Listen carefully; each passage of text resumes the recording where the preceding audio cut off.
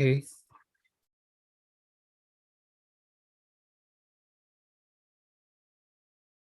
Yeah, so once again, you're all welcome to this training today. We're currently live on YouTube. It's a pleasure to be here again in this capacity building training. This is the October edition.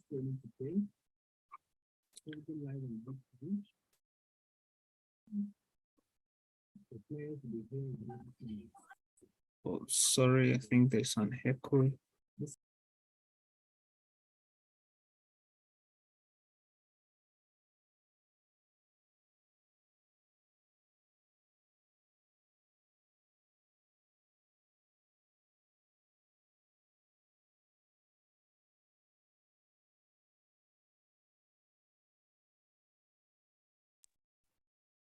Okay. Yeah, so we're all welcome, and this is the October edition of our capacity building training. And in this month's training, we're going to be considering this very vital subject, the exploring opportunities embedded in traveling, and specifically looking into the truths and fallacies therein. It's a very interesting topic to look into. I'm really quite sure you're going to learn a whole lot from the panelists that will be speaking with us today. They've taken out their time to be part of this capacity building training today, and we really hope that it's going to be worth the time for you, as we expect you to take full advantage of whatever you're going to be learning in this training today. Okay. I'm also going to be sharing my screen, so you also get to see one or two things from there. So once again, we are looking into exploring opportunities in traveling, then the truths and fallacies. There are quite a number of things that people are really not aware of, or they are aware of, but they are not correct. So there are truths, and at the same time, there are fallacies, made believe, things that are not true, that are not correct when it comes to traveling, things that have become institutionalized fallacies when it comes to traveling. Okay, so we deemed it fits as an organization, as a community, to bring some very amazing panelists to talk about these very vital subjects this day. I really hope you're going to get blessed a whole lot as you listen very closely and follow the training. Okay.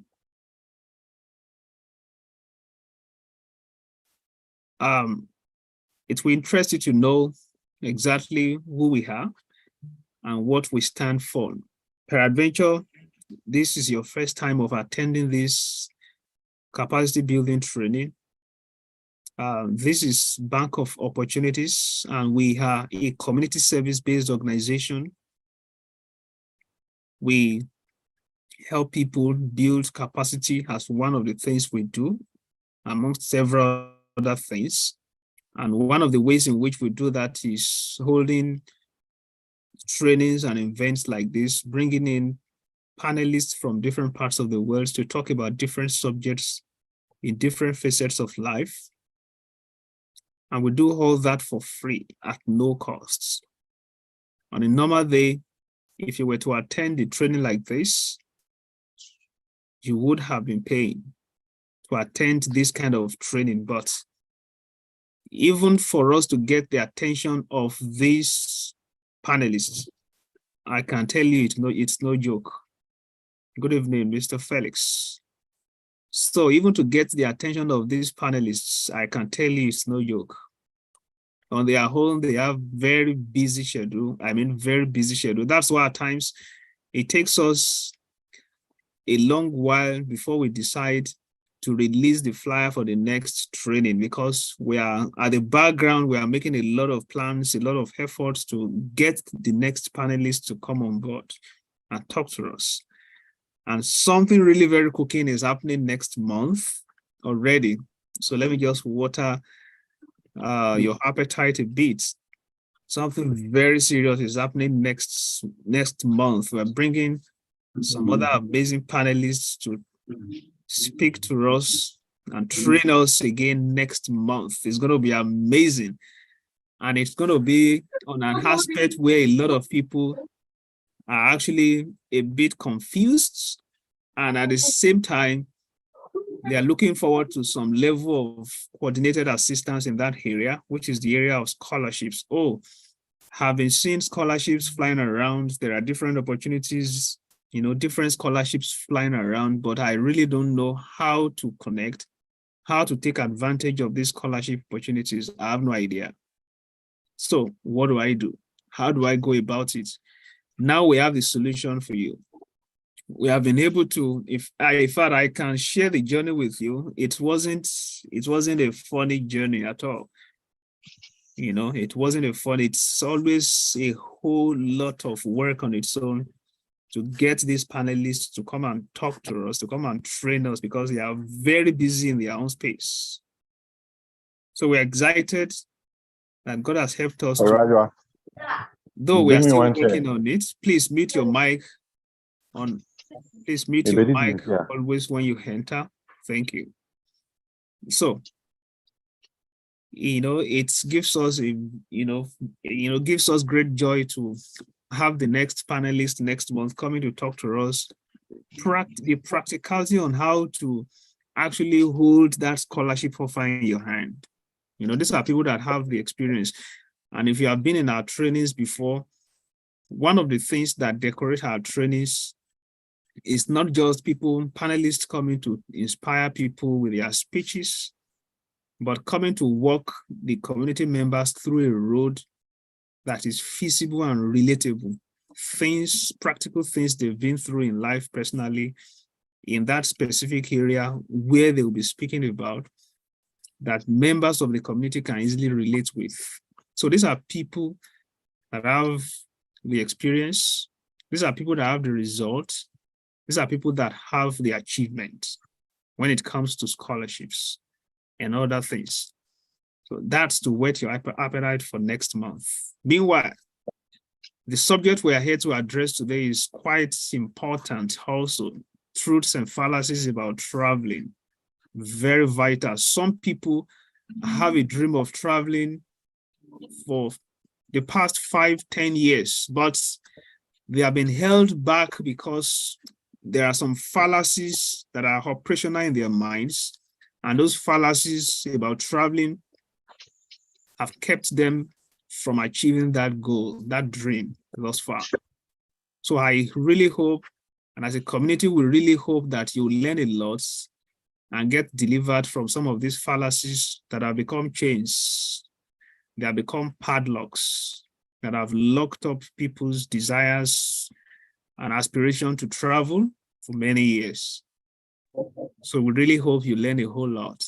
Now, these are people that have the experience. These are people that are going to be talking practically. These are not things that they read online. These are not things they heard from people. These are their own personal experiences and level of wisdom they have been able to gather around their journey in life that they'll be sharing with us. So as a community, we are committed to bringing these panelists from different parts of the world to talk to us, to speak to us, to inspire us, as far as the sorry.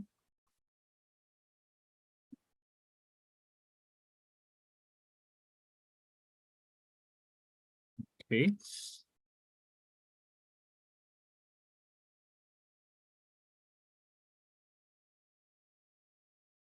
Okay, sorry for that brief interruption. I was need to record, but I didn't start that on time. Okay, so So this is the time to get free, get liberated from that particular fallacy that has held you back. And also there are some truths that you need to be familiar with when it comes to traveling that peradventure you might not be aware of, or you might even have been aware of it, but you're going to be listening to some of them in another dimension that will also help you, definitely. So at the community, we have a couple of projects we also run. The personal development track is one of the projects we run. We held a meeting with the members of that project last week, and we had an amazing session together on helping people in their journey of personal development. You can't be more productive than the level of development you have subjected or submitted yourself to. You can only be impactful, and you can only be useful to the degree of your allowance for personal growth and personal development. In other words, your usefulness will absolutely be dependent on the level of personal development and growth you have deliberately subjected yourself to over a period of time. Okay? And like we said last week in that training, you can't finish developing yourself. It's a consistent journey. You can't definitely, you can't say you have actually arrived. Even the best brains they keep studying, they keep reading, they keep learning. It continues. It's a continuous journey. It's a school you can't graduate from. The School of Personal Development is a school you can't graduate from if you want to keep being relevant and you want to keep making impacts. Okay? If you don't want to go down in history and be swept over with the passage of time, then you have to keep developing yourself, because life itself changes. You can imagine the technological advancements that has happened to this age compared to what was obtainable 10 years back. So those who were in the tech space 10 years ago and those who are in the tech space now, if for those who didn't give room for a change and growth and to learn new things and also coast along with the recent trends in the tech space, definitely will have been forgotten by now, and they have become really irrelevant. For those who kept on changing and updating their knowledge, we also keep on being relevant. It applies to all fields and endeavors of life also. So change is basically constant in life. So that's one of the projects we run. We have a couple of other projects we run for talented individuals at different levels. So that is just a brief of the community. And also we have a platform on WhatsApp and on Telegram where we share scholarship opportunities to study abroad, to attend conferences, summits, internships, job opportunities at different levels on a daily basis. We share that on a daily basis with the people in the community on those platforms. In case you are not there yet and you're interested in that, that can be sorted out towards the end of the meeting. You can join any of those platforms and get connected to those daily offers we share with the community members. Okay. And we have much more than that. As a community, it's a big vision. The vision has been broken down into 4 phases. So we are just currently on the 2nd phase with this capacity building training we are holding. And we do this at least once in a month. So we had one last month. In case you missed that, you can catch up with that on our YouTube channel, Bank of Opportunities. So just check YouTube, then you can catch up with the training we had last month. So impactful. Panelists from Canada and also from Kenya were with us, and it was enriching. So we have it once in a month. So the one for next month will be coming up. You'll get to see the notification any moment from now. After this training, you get to know when that happens. Okay. I'm going to be introducing the first panelist that will be speaking with us tonight. Is not a stranger for those who attended the first event. He was here with us. He's a Ghanaian, but based in Canada. He's currently in Canada with his family. And I've met him in person. I know who he is. And I have an idea of the kind of substance he carries. For those who were here last month, I believe you can testify to that. Wisdom is not someone who is not known to this community, but is going to be coming to speak on a different subject from what we had last month. And you can always vouch for the practicality of what he shares, what he tells us, what he shares with us.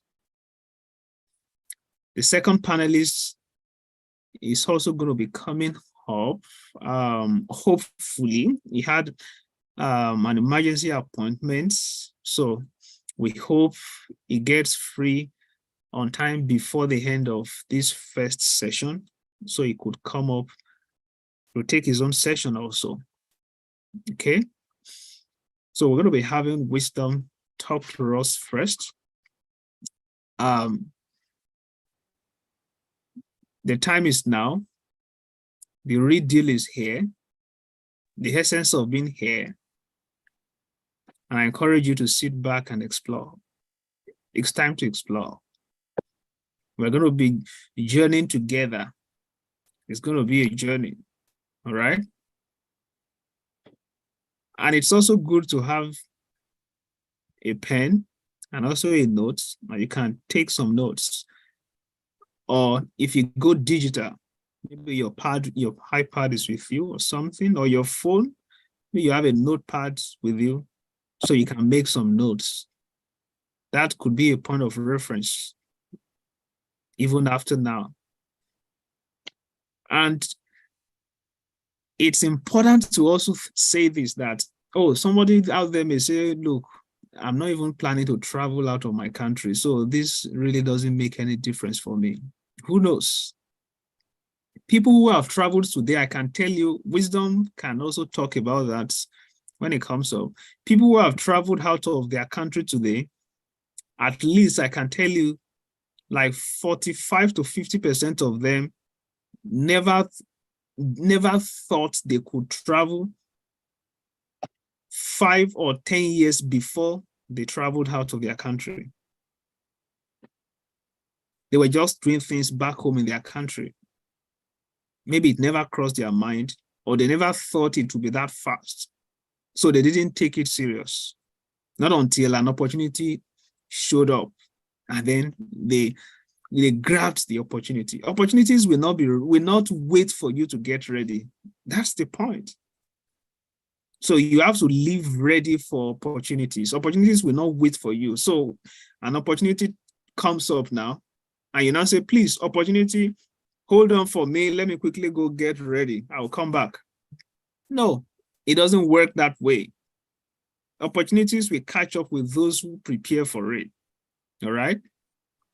So that's why it's always very important in a setting like this, where something that will add value to you is being shared, is important, much more that is being organized for free. I mean, I've attended a couple of trainings like this that I paid to attend.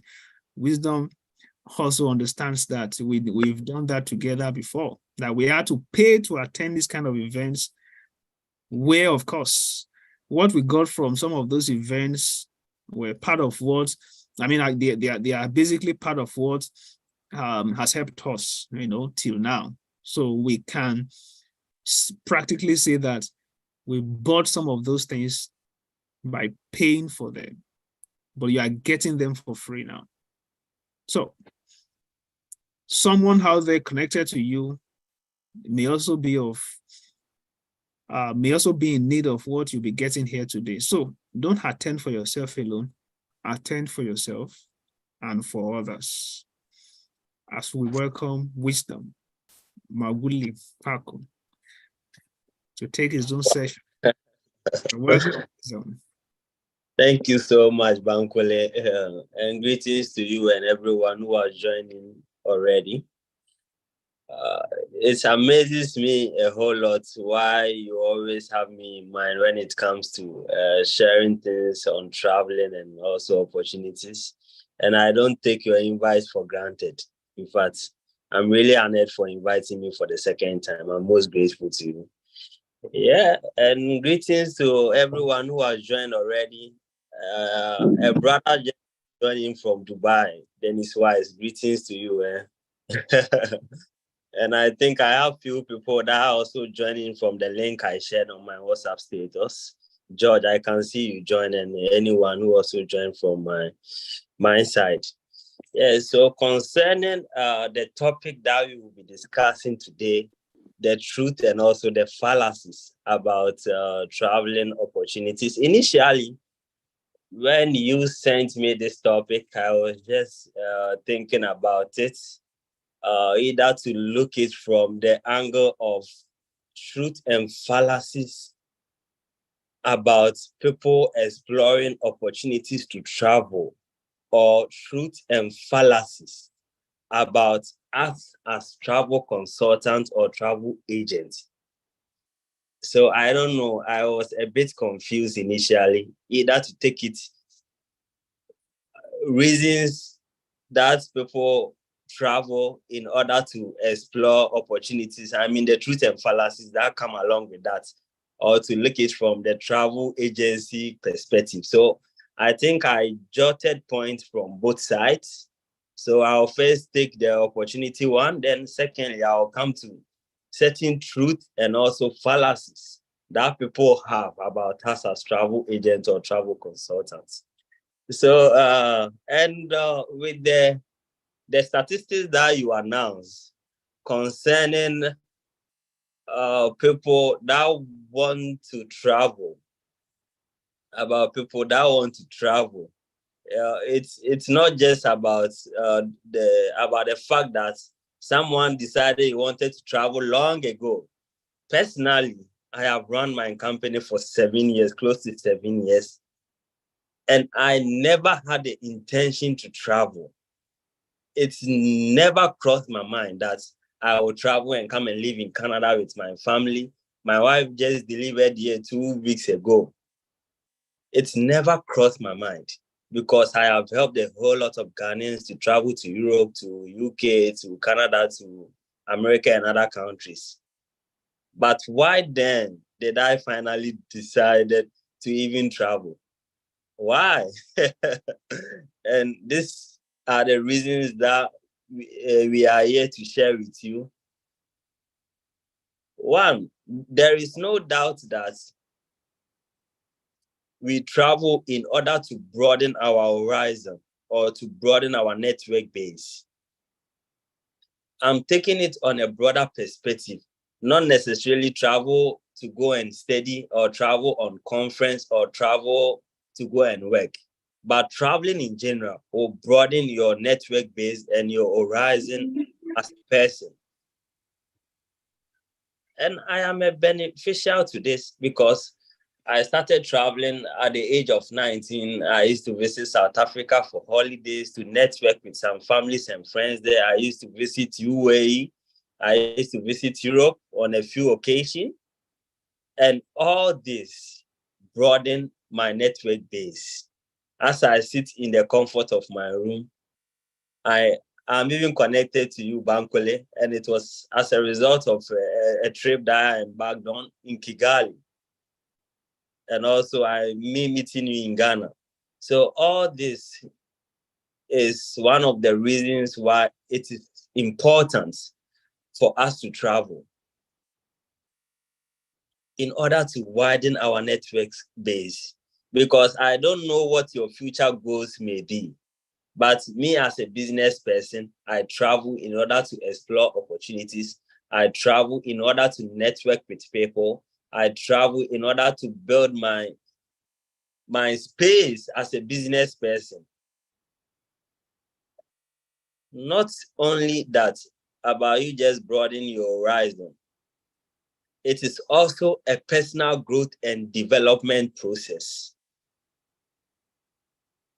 We all know for a fact that these young people, that their parents used to take them out for holidays on vacation. Let's say someone that you used to school with in your primary school days or in your secondary school days, and all of a sudden on holidays, his or a parent would take the person out and they come and they are so sharp even at that age. Why? Because it's a personal growth for the young people. It's a personal growth for the parents. We traveling to embark on conferences. It's a personal growth that adds to our scope of knowledge and experience. So I love to travel even at that young age because I wanted to grow physically and also mentally in order to build my capacity for my business and whatever thing that I'm doing now. And this was a reason why I used to spend a whole lot of money to travel. This was the reason. And there is no doubt that these conferences that I embarked on in Ghana, in Kigali, in some African countries, also challenged me in order to put whatever vision that I was carrying to test. If we should open the floor to ask what people are thinking or what is going through people's mind, the ideas, the thoughts, the vision that people carry, it will amaze all of us. And it's not just about you carrying the vision, no, it's about you challenging the status quo. Now that you have this vision, what then do you have to do in order to explore this vision or to put them into practicalities? And this was one of the things that I learned from exploring or for embarking on various tours in Africa and all across the world. Another thing was also, it's a learning curve. It's a learning curve for us. I was in Ghana. I've lived in Ghana for 29 years. I came to to Canada in February this year. Though I was in Ghana, I was still learning about other countries. But since I'm now in Canada, I have connected to a whole lot of people, to people from China, to people from Japan, to people from Bhutan, to people from Canada, to people from Europe, to people from Vietnam, and all across the world. And I'm learning how to relate with all these people. And if I had not traveled, I would have learned all this online. I would have read all this in books, but I wouldn't have experienced this as I'm telling you right now.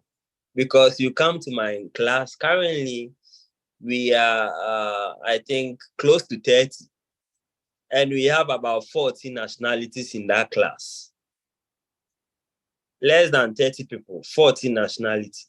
People from Nigeria and from Ghana, though we are the only Africans in the class. But we have a lot of Indians, we have some Chinese there, we have some people from Sri Lanka, we have someone from Canada, we have someone from Europe.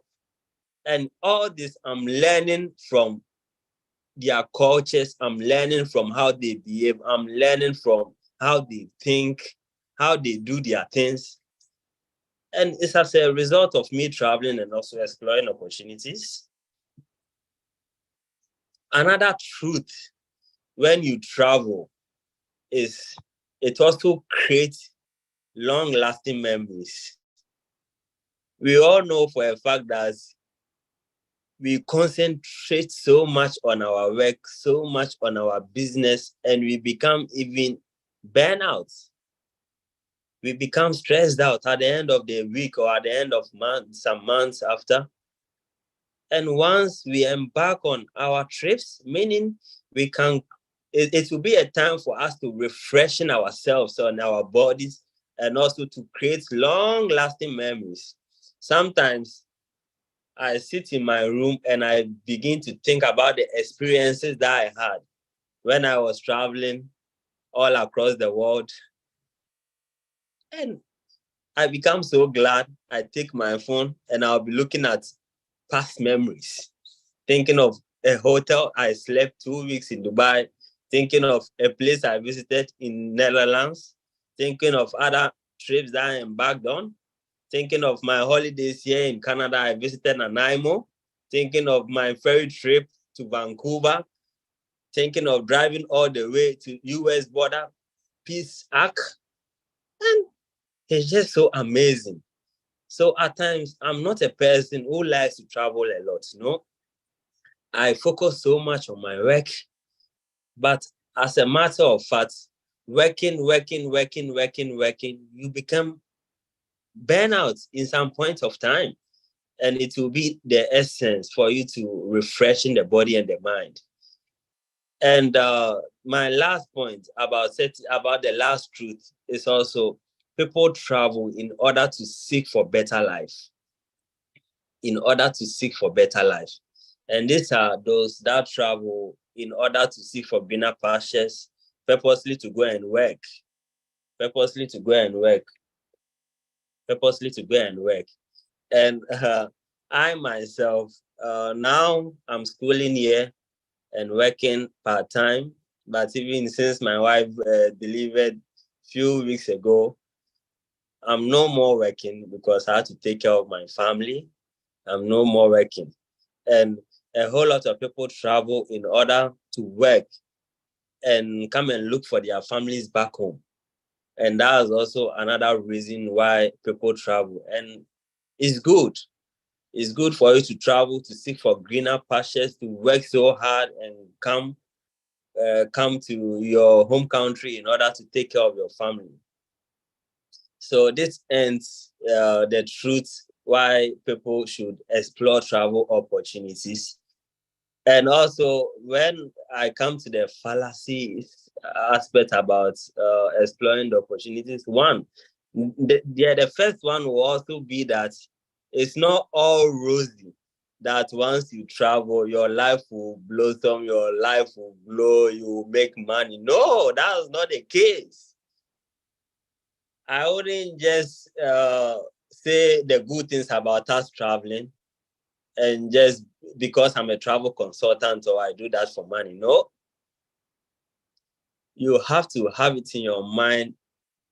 It's a new environment you are changing from.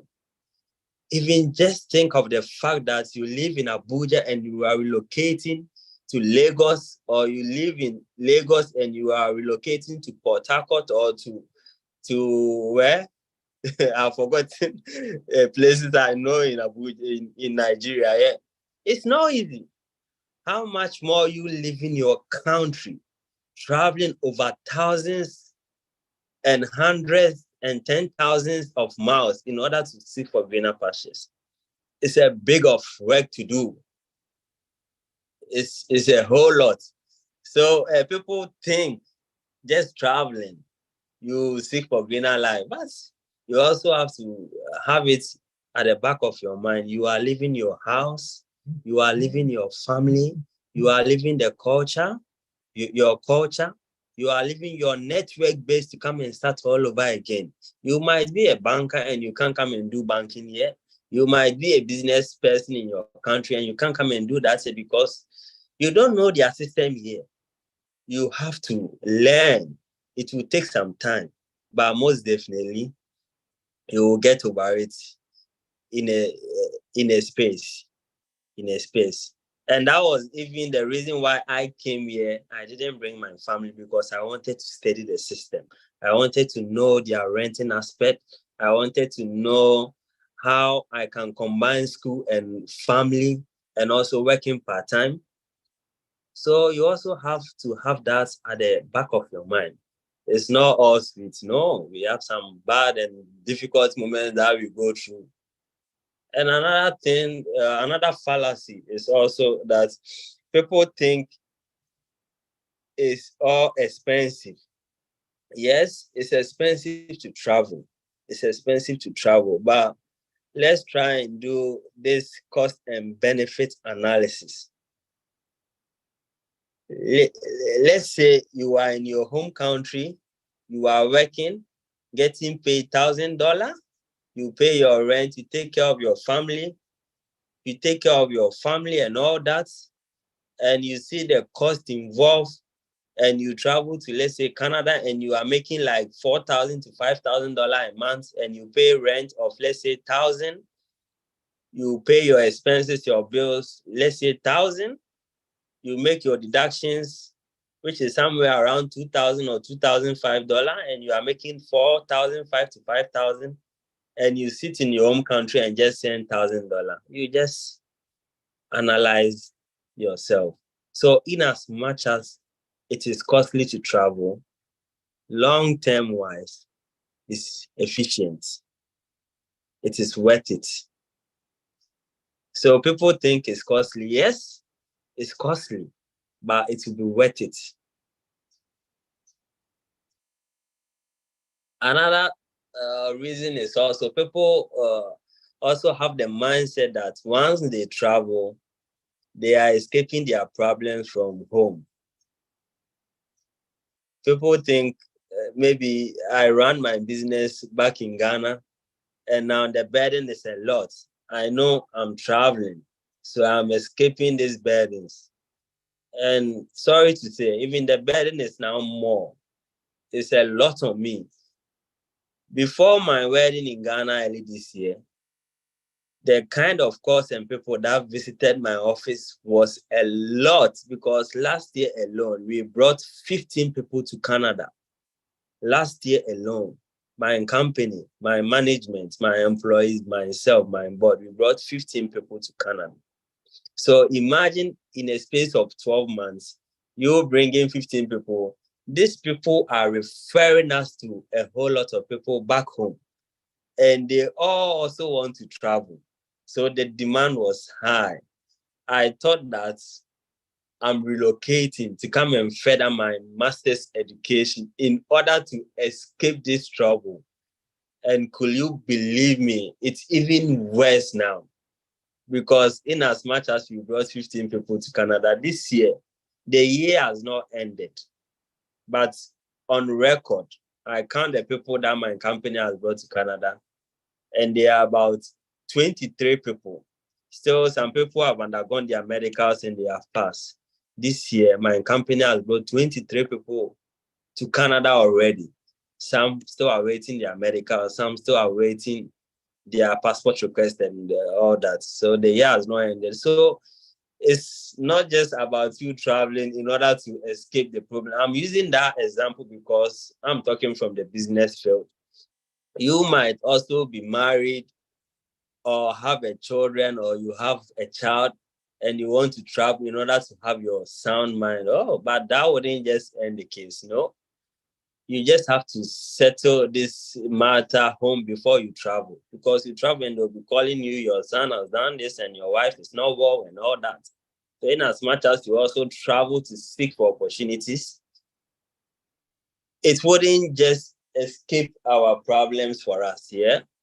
And the last fallacy that I will also hit, hit, hit, hit on it in order for me to move on, the truth and fallacies of travel agencies, is the fact that traveling is not all sweet. In some point, it will be boring. In some point, it will be difficult. And it even starts on that very day that you are traveling. Imagine you traveling and you have to sit at the airport to catch your next flight, sit at the airport for 12 hours, for 8 hours, for 6 hours, doing nothing. It's not all sweet, is it? You see, so at times it's boring. Yeah, so that's also another hassle of you traveling to seek for opportunity. At times you will be lonely. At times you will feel, why? Why this life? I have a family back home. I left them and I'm here alone. I don't have anyone to rely on. I don't have anyone to talk to. But as it takes some time, you will still be connected to a lot of people. So I think this is just the first aspect of the truth and fallacy about people that want to seek travel opportunity. It's not all sweet. You have to know that it wouldn't just help you escape from your problems, and there is no place like home. In as much as we are here, I'm here with my family. I still miss my parents. Yeah, I miss my friends. I miss the Ghanaian dishes. Even just yesterday, my wife was saying she feels for kebab. I don't know if you have that in Nigeria. Kebab, this roasted meat by the roadside and with some hot pepper. He's in Canada and he's not getting that. And he said she's feeling for it. We call it suya in Nigeria. Oh, what? Suya. Soya. Oh, Suya, yeah. yeah, she's feeling for it. And you can't get that to eat here. So at times you also do miss home a lot. But I know it will take a bit of time and everything will be fine. And I come to truth and fallacies about travel agencies that people have about travel agencies. And Bankwele, let me just give you a tip of the iceberg. This is actually my master's thesis topic. I want to explore further why people think travel agencies in Africa, in Nigeria, in Ghana are not genuine. Why do people have this perception about us as travel agents? It's a big problem. Hope you know that. Very big. You are opening up a big chapter. Very big problem. Yeah, a whole lot of people think travel and tour guys are not genuine and we are fake. And I should tell this for a fact, in as much as we have a lot of ingenuine ones, we also have some real ones that mean real business and are thinking of taking this to a different level, changing the narratives that people have about travel and tours back home. Because me being in my town or my city in Obuasi, Ghana, there are a lot of travel and tour companies that have come there. But let's ask this question. How many of them were even able to spend a year or to spend 2 years or to spend 3 years there?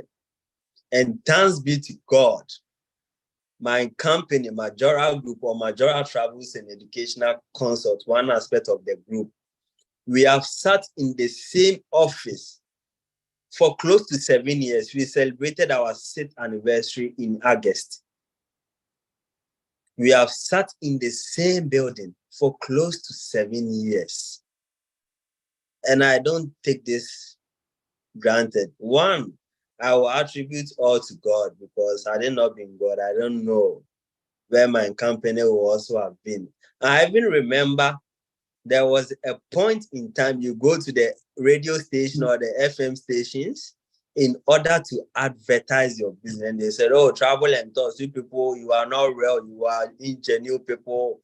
Oh, but I didn't make all this stop me from pushing hard on this dream because I didn't just enter the travel and tour industry because of hunger. No, I wanted to travel in 2014 and consulted one travel and tour agency. And this agency did everything for me right. But I lost close to $600 as at 2014. I was in second year in the university. So I got to my room, decided to think about this whole process. So why then do I have to lose this money that I couldn't have done all this research by myself? That was the reason why I entered this industry. So I entered because I lost money, and as an individual, or as a student, I couldn't do this research by myself. And this brings me to my second point. The second aspect why we have to consult or believe in the work of travel and tour agencies is we are expertise in whatever business that we are doing for clients. We have the expertise, we have the technical know-how, we can advise you in as much as personally, I don't have my Canadian immigration license yet. I'm still undergoing training. Once I write these exams and I pass, I'll be a certified Canadian immigration consultant. But in as much as I don't have this license, I have still gathered some experience from people I have handled their works, from clients I have encountered, from people who have brought in their problems. Even if we don't know, we still have to research. And I can also give you a tip of the iceberg that this you do in order to help you. This reminds me, just last 2 weeks, we had a new cohort of students in my course, Masters of Art in Tourism Management at Royal Roads University. And we had two ladies from Nigeria, Uju and Janet.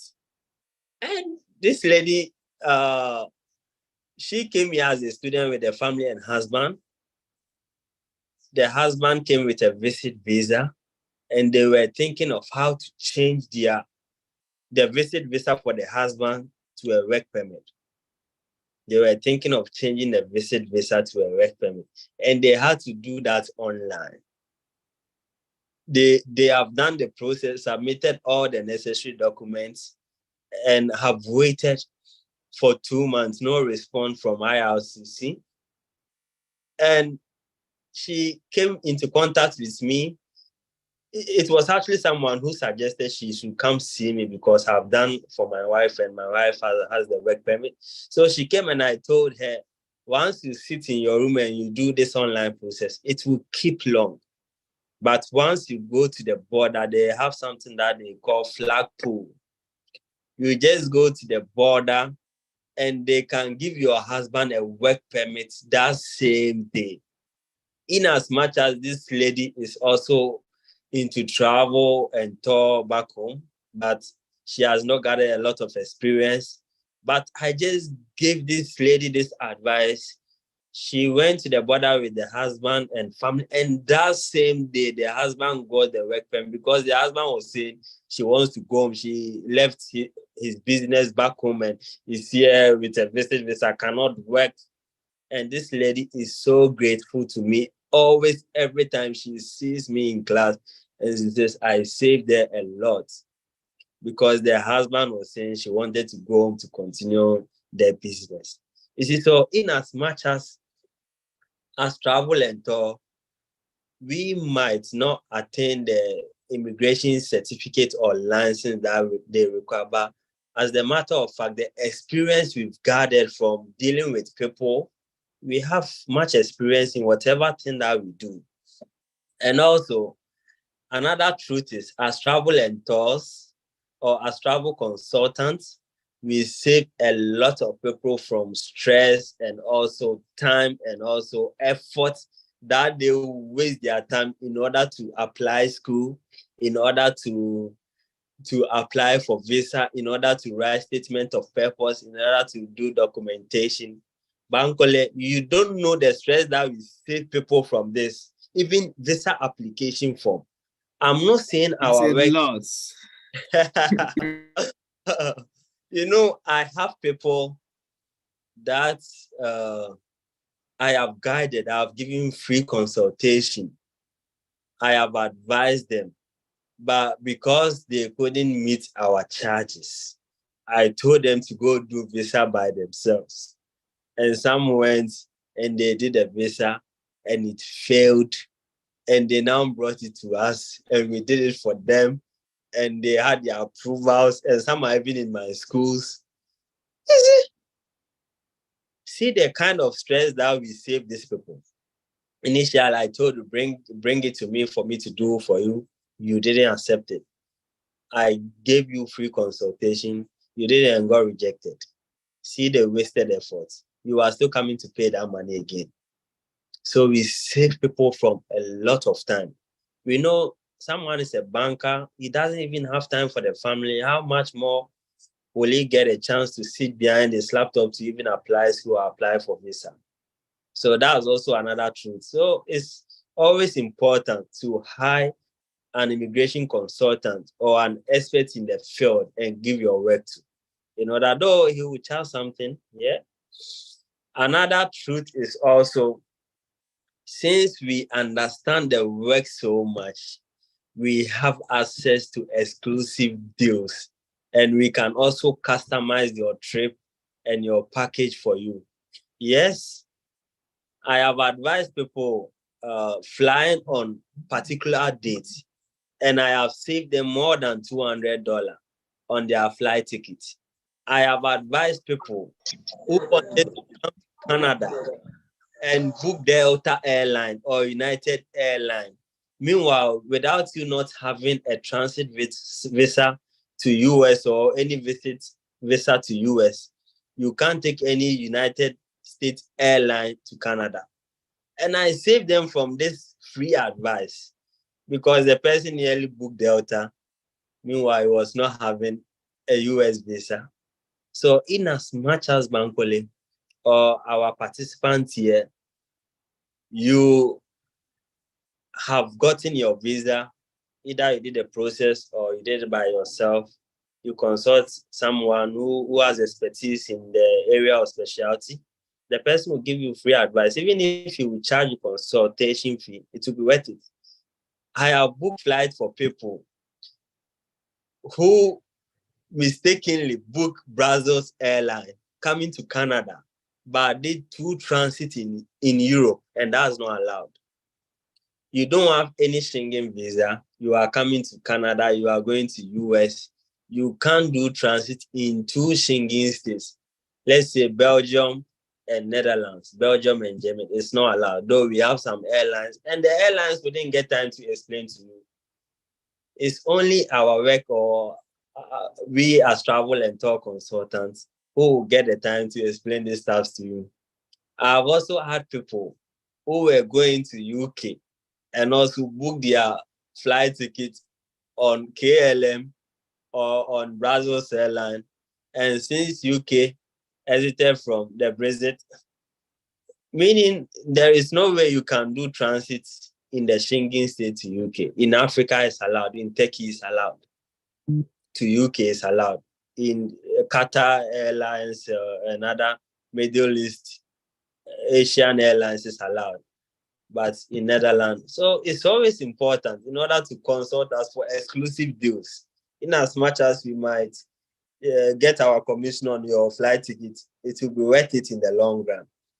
And Bankole, another truth, or the last truth I will say, then I quickly move straight to the fallacies. I know my time is fast spent. Education is always key. Education is always key.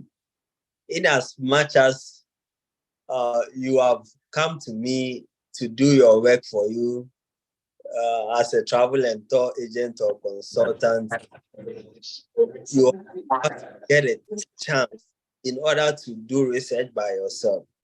In order to, let's say, I'm not saying something right, you also know your left and right. I mean, to say, no, you are applying for a 1 program for me. Will this be worth postgraduate work permits? You are applying for 2 years. Will this be worth it? Will I get my PR after working a year in postgraduate work permits offer? So you need to also learn by yourself. I wouldn't say always I'll learn for you, then you bring the work to me for me to do.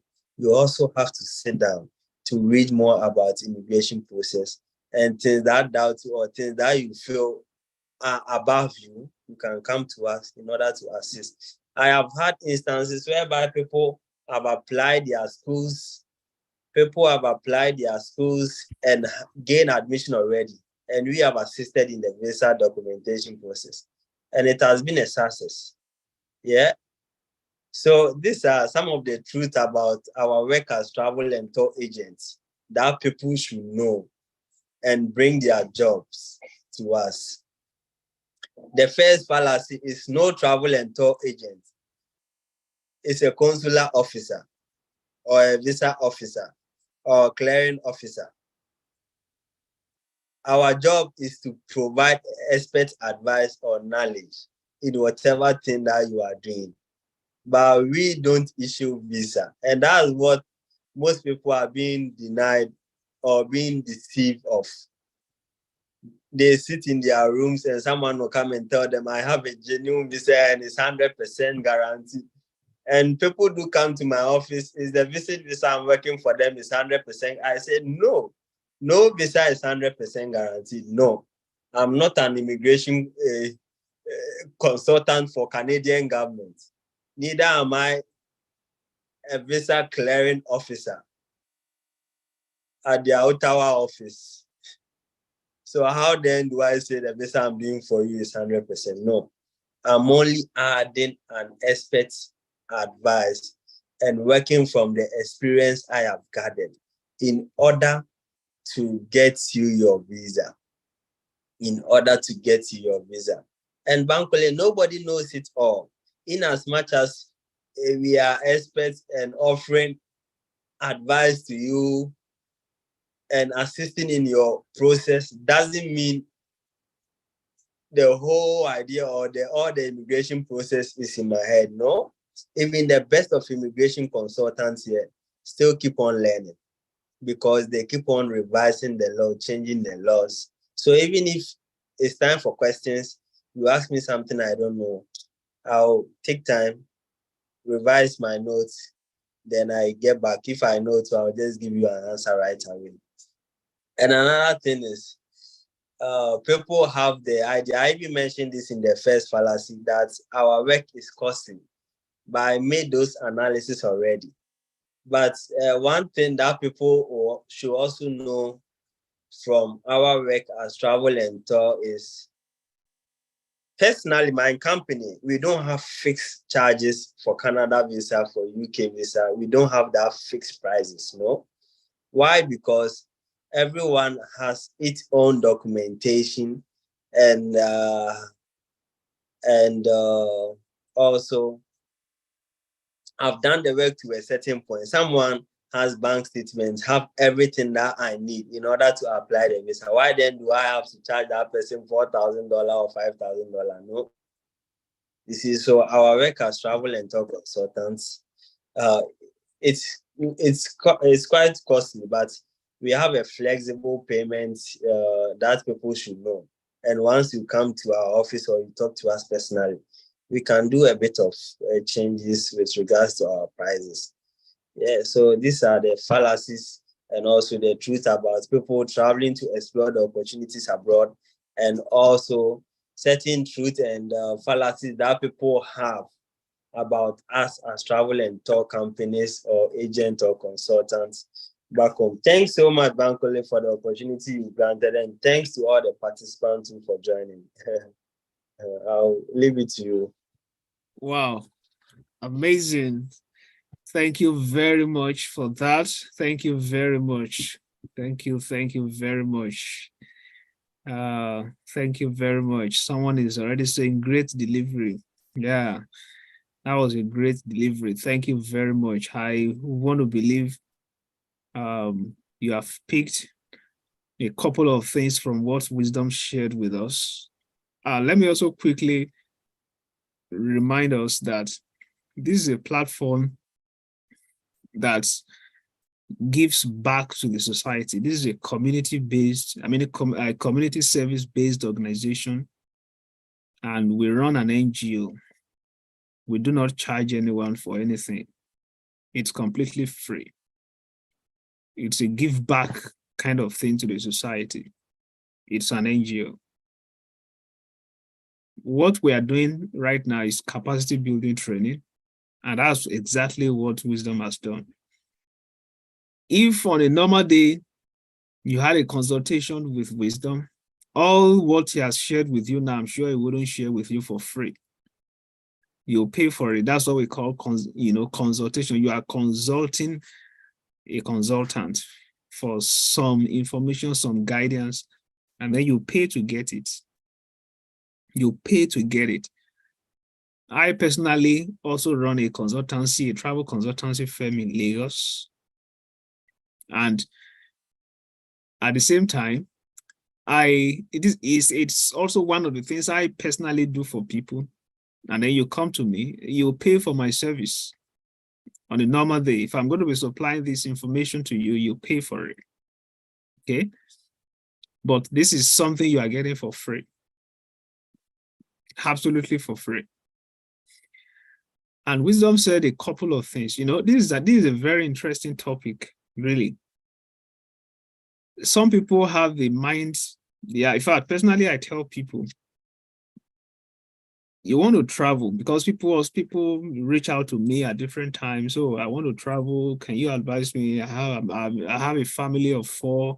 I'm planning to move to Canada. I'm planning to move to Germany. I'm planning to come to the Netherlands. Can you advise me? And all of that. Where I start from generally for people like that, wisdom touched on that, and I said, let me pick this up. It's something very important to pick up. It might also help someone here. If you're planning to travel, one of the fallacies you must get out of the way, get out of your mind, is that when you land in that country, you have just made heaven. Once you land in that country, you have just arrived heaven. And then in heaven, there is no lack, there's no insufficiency, there's no want. Everything is catered for. Everything is provided. So that is pure fallacy. It's pure fallacy. It's not true. Wisdom talked about that. There are challenges you have to go through. It's a new life entirely. It's like you have been uprooted from the familiar setting, and then you're coming to settle down in an unfamiliar environment. So how then do you expect to pick euro or dollar on the street? That's fallacy. If you plant a seed in the soil, what you expect is fruit after some time. But how do you get the fruit if the seed does not die and resurrect? It's just how God has fashioned life. There has to be a process where that seed dies. It decays in the soil.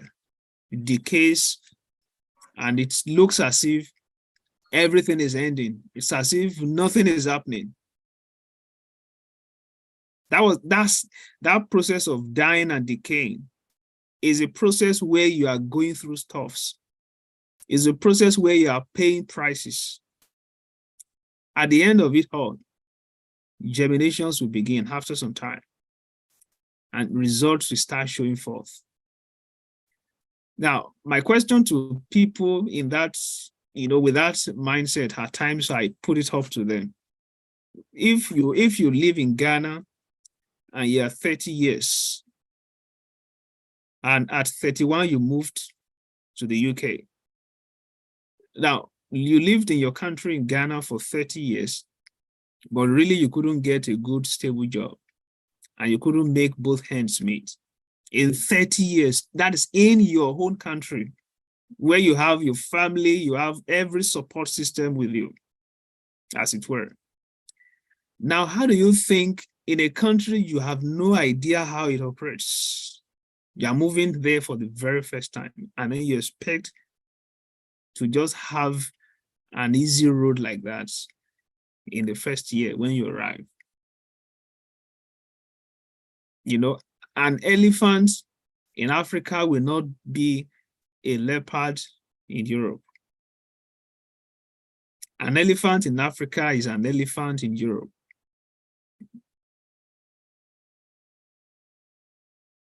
So that is one of the fallacies that we really have to take cognizance of. It's a major one. Wisdom touched on that. So this will help some people that you want to travel, but in your mind, in fact, people go as far as getting a loan, selling their properties, because they know that, oh, when I land in that country, I will quickly make money and pay back. And people don't recover from some of these mistakes, and they keep struggling in that country for many years, while they're also in debt back home. I don't know how some people get some of these fallacies anyway, But there are also a lot of information out there on the internet that some are correct, some are not. Okay. So looking at all of these things, like the family of a thing moving in, what I tell people, wisdom mentioned it, I'm touching on that also. And it might also apply to someone out there. If you're planning to move overseas, you're planning to travel with your family or something, it's always advisable, like he did also. That's what I advise people to do. Because there are people who didn't seek counsel. They traveled based on the fallacy they have in their mind that everything is going to be rosy on arrival. They moved the whole of their families, gave everything up in their country, and they got stuck in the new country they arrived. Some of them never recovered from the shock. These are fallacies. So what I personally also advise is that one person goes first. It's always a better idea. Let one person go first. Number one, it's going to save you a lot of costs.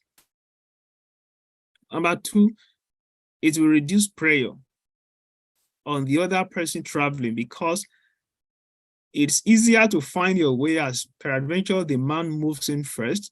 It's easier to find your way, move around, feed yourself, sort out yourself, than for you to move in with a family of 4, and then you're struggling to feed everyone, you're struggling to survive. There's going to be a lot of pressure on arrival. When you step in that country, prayer begins. Because you didn't move alone, you moved with the whole family. And it's not as if you have you are not moving in on a contract job. If it were to be that you moved into that country on a contract job, that would be a different case entirely. That at the end of the month, I have something that I'm expecting because I already have a contract job. So it's a major fallacy that it's a major fallacy that has actually shattered a lot of homes. I just really hope people will take note of this fallacy and deliver themselves from this fallacy. Different homes have been broken. Lives have been shattered just because of this alone. I'll put a pause there for now. And let's see who has questions. Wisdom has spoken to us from different angles, from different perspectives. Whatever you have in your mind, bothering you have any question, no question is worthless. Whatever you have in your mind that you want to clear, this is one of the things we are here for. It's a community service. We are not charging you to pay for this. I'm also a consultant. Wisdom is a consultant, but we are doing this for free because it's an NGO, right? So whatever question you have, you can always raise it now. Okay? So wisdom is here with us. We still talk about some other things, but let's quickly have some questions. So if you have a question to raise, so you can raise your hand and we call you. If you have any question to ask, you can raise your hand, then we will call you. Okay, George has a question. That's number one. Any other person? We'll take note of those hands. George has a question. That's number it's not yet, George. I will call on you when it's time. So we just want to see how many people have questions first. So George is number one. Any other person with a question? Any other person with any question? Okay, so let's have okay. Okay, oh, you're in the Felix. Okay, that's second person. Number two, any other person? Okay, so if you have question, you can still raise your hand. For now, we have 2 people. So let's have George first. So George, you have the floor. Ask your question, please.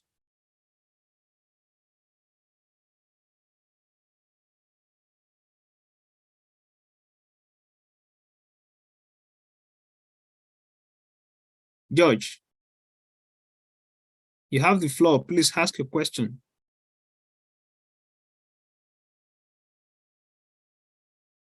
Okay, let's move to the next person. We'll come back to you, George. So let's move to Oyerinde Felix. So you have the floor. Please ask your question. Okay, good evening. I firstly want to appreciate the host and the presenter, Mr. Wisdom. That's a powerful presentation. I really got a lot from it. Thanks so much, sir. My question is, I want to ask, considering the amounts that traveling abroad involves or that one may need to spend, at times when you think on the huge amounts, I want to get discouraged that, considering your financial status presently now, that if maybe you are not even having up to that and you are having the dream, but I just want to ask, what are the things that one can start doing, practical steps that one can start taking that can position one, on that path that once the opportunity come, one will be able to take advantage of it, even with the maybe low income that one may be experiencing here in Nigeria now, still having the dream. What are the things that one can start doing that can assist one into the future? Thanks so much, sir. Okay, so Wow, Wisdom. thank you. Yeah. So I have to take it one at a time, right? Yeah, Felix, thanks so much for your question. So we all know, like I said, when we were mentioning of the truth and also the fallacy, most definitely it will entail some cost. Yeah, cost. Yeah, but what you have to have in your mind is in as much as you have the money or you do not have the money, it's all a process. It's a process. And what you have to know is, let's say, if you want to travel using the school route or using the work permit route or going to visit, you need to have the right set of documents. You need to have the right set of documents. Why am I saying this? I made mention that there is no way you come to our office and we have fixed prices per countries, no, or per the offer we are offering. Because someone will be coming and the person will get his or her own bank statements. So it's all about you preparing. In as much as you are working or earning a low income from your job, you can consult one or two family members or friends in order to help you, let's say with the bank statement that will be needed to apply your school or needed to apply for your visa to travel as a student. Because in as much as you want to travel and you don't have a bank statement in your name or in a sponsor's name, you come to my office one way or the other, we can help you get over that. But have it in mind, it comes with a cost. So I even throw it to most of our clients that you can possibly talk to some families and friends who are business people who can possibly support you with your bank statement in order to escape that cost.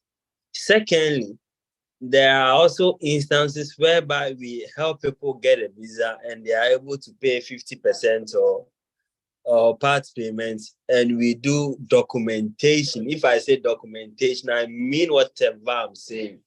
With, let's say, a collateral, a security, something in order to bind us, I mean, yeah. Because initially I was not so much particular about this collateral and all those kind of things. I just type something, you sign. But a lot of people took our money in ransom and also pay us when they want. But as we have a binding agreement between both parties, we can make you make part payment and structure the rest of the payments, provided you can meet all our criteria or the collateral deposit that we are requesting. I don't answer your question. It's about preparing your documents and also talking to families and friends who can help you. Once your visa comes, you can make part payments and the rest can be paid. Yeah, so that's it. Yeah, and also in addition to that, one of the ways in which you can also sort out the financial requirements about your traveling is scholarships. And the next edition of our training will be addressing that majorly next month. We are bringing in two amazing scholarship gurus. It's going to be amazing next month. We are bringing two scholarship gurus. One is based in Denmark. The other one is based in Australia. So hopefully, we are still working on the availability. It's always a whole lot. So hopefully, we have them signed up for the training next month. So they are scholarship gurus, and they'll be coming to also feed the community with the practical details about how to win a scholarship for yourself practically. And also from there, we're going to be having a kind of mentorship group for those who are willing to also explore scholarships to open more opportunities for them abroad. So we're going to be having that kind of mentorship program also for people in that category for the next month. So that's one of the ways in which you can also do that. Scholarships can also help in addition to what Wisdom already said. So I believe that answers your question. Does that answer your question? Okay. All right. Perfect. So perfectly, sir. Thanks so much, sir. Okay. All right. Thank you. Thank you for that. Okay. So we'll move to the next question. I think someone raised his hand the other time. Or has your question been answered already in the course of answering the other questions?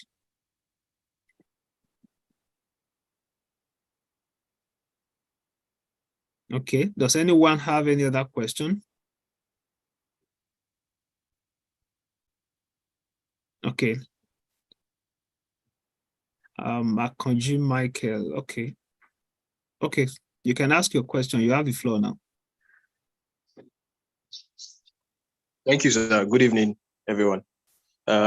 So, sir, I would like to ask, when one has a visa, like a visiting visa to Canada, and then maybe, for instance, like 10 years visa, and then one has the intention to, get a PR, like, is it possible to process that while in Canada, or with that visa, one would still have to come back to Nigeria and then do the processing?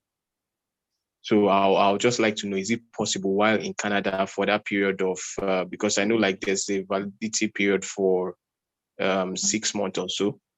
So, or I don't know, I might be wrong, but that's like the information I got.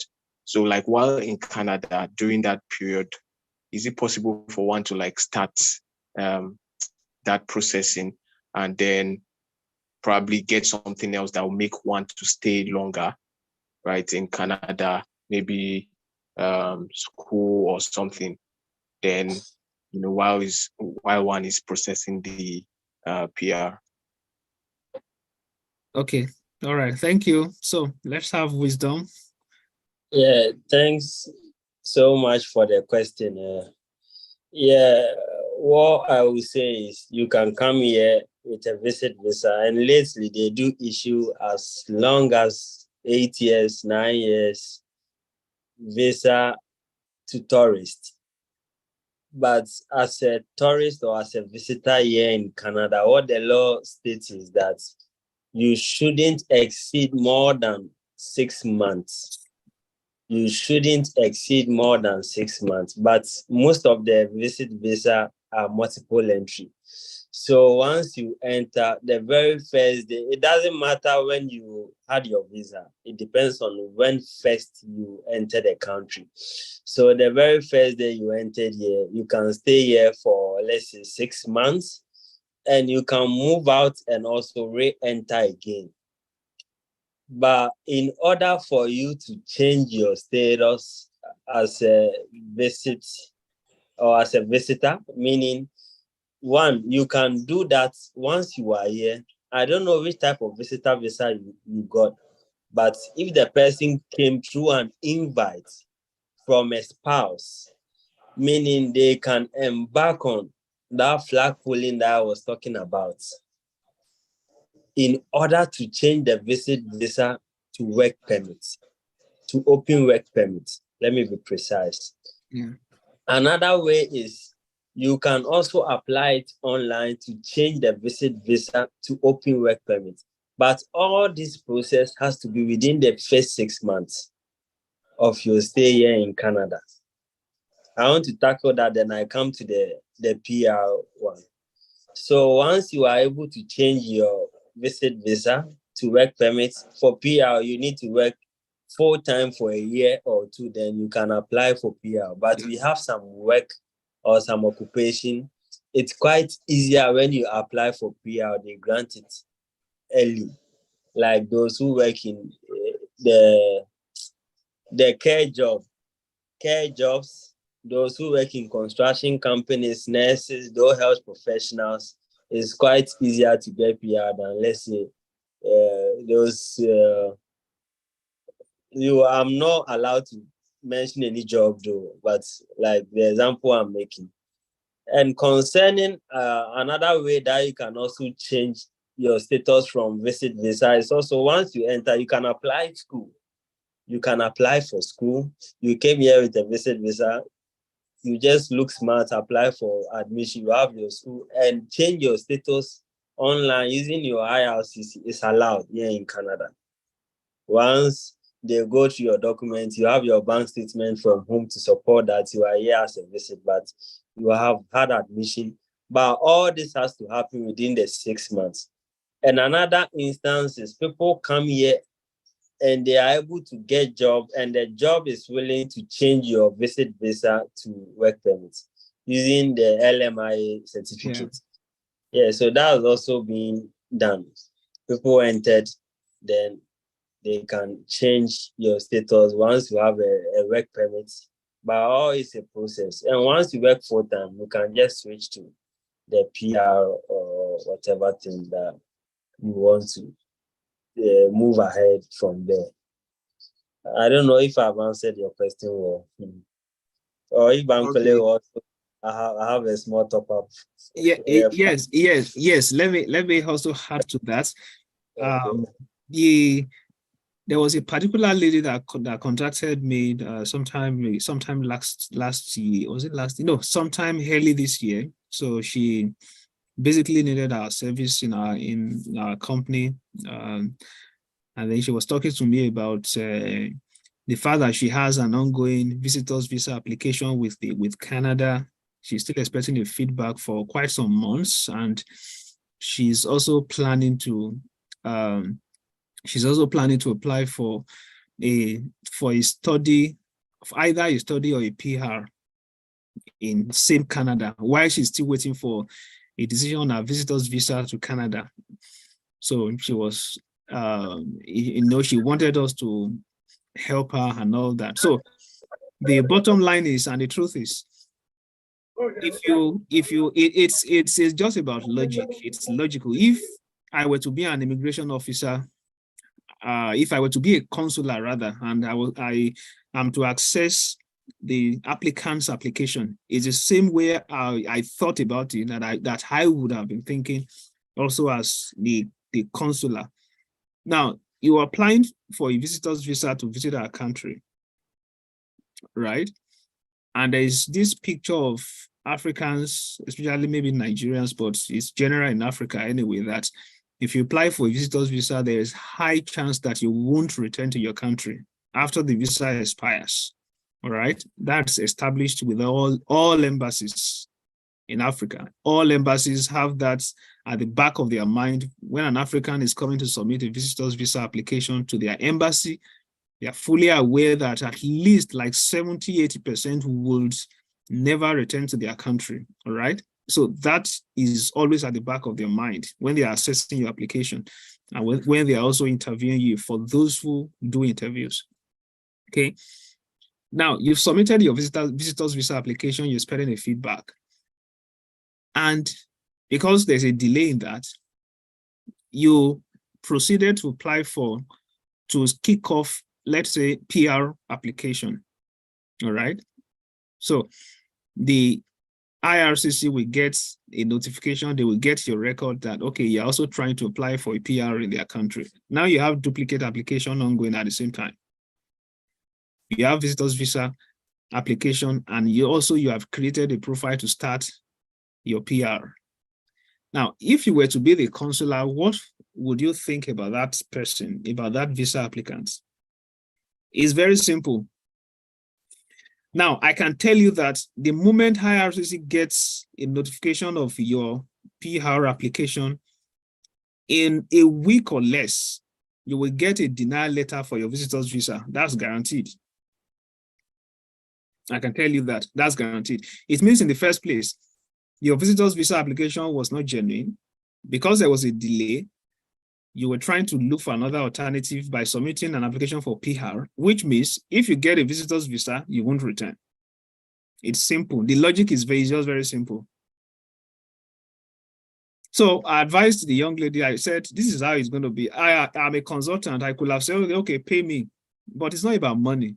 That's what Wisdom was talking about the other time. It's about guiding people right also. It's not just all about money. It's about supplying the right information to people. Okay? If you have an ongoing application, or let's say you have a visitor's visa already, fine. And then you leave for Canada, you can't spend more than 6 months. I always advise people to be sure that they obey the visa protocol. It's just the same way. Someone helped you the first time, and then you slapped the person. Obviously, you have closed the door. You can't get further help from that person the next time. So if they have given you a visa and then you exceed the stay, then it makes it difficult for you to get an approval the next time you apply. Like Wisdom said, there are a couple of things you can do legally within that 6 months, but make sure that if nothing seems to work out within that 6 months, I beg you, return to your country. Within that 6 months, return to your country. Some people have decided to take a risk and stay back. So they become refugees, in quotes, in that country. And what it means is they also cannot come out publicly to seek opportunities, to look for opportunities, because they don't have legal stay. So they are hiding from pillar to post. There are a lot of Africans abroad like that for 10 years, they can't come out publicly. They are in the hiding place. For 10 years, they are in that country. They can't go back home at the same time. So they are wasting away. So you don't want to box yourself to that corner. It's always a regret zone. All right, it's a major regret zone. So I strictly, of course, Canada during COVID, they made a rule that those who were in Canada during COVID, they came on visit to Canada, and then COVID caught them in Canada. So the Canadian, government changed the law to accommodate an extension for them. Okay, you can still stay back, another hand. Also, if you're able to get a job, like Wisdom said, an LMIA sponsored job, the employer sponsors your stay, applies for you, you can stay back legally in Canada, which last year they extended that same law for the next 2 years, I think. So as a visitor's visa holder, and you go to Canada within 6 months, one of the legal ways in which you can stay back is if you get an LMIA sponsored job. Legally, you can stay back. But the bottom line is, because we also have to tell you the truth. These are some of the fallacies also that we are trying to deconstruct in people's mind, thinking that it's always something very easy to do. It's just 6 months now. I will get a job. Don't worry. I will get an employer to sponsor me. Even people in Canada for 1 year, for 2 years, they are still trying to stabilize and get a job for themselves. All right. So it's not always that rosy. It's not always that easy. Okay.